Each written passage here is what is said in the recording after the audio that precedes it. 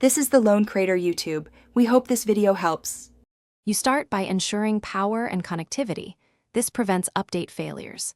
Turn ignition to accessory or run the engine so the battery stays above 12.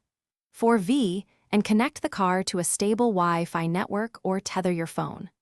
Once done, navigate to Settings Software Update and note the VIN and current version.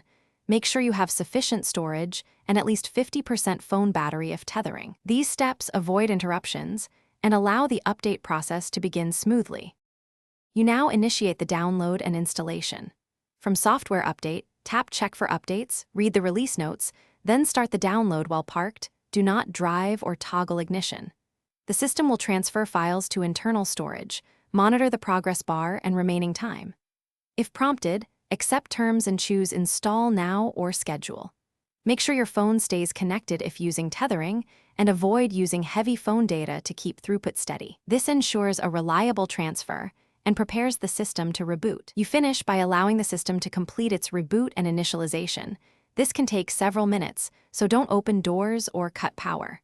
Once restarted, go to Settings Software to confirm the new version and test navigation, Bluetooth, and audio to ensure features work. If something goes wrong, perform a soft reset, hold the volume knob for 20 seconds, and retry the update. If the problem persists, document error codes and contact your dealer for recovery assistance. This avoids risking corrupted firmware. Thanks for watching. Consider subscribing if we helped you.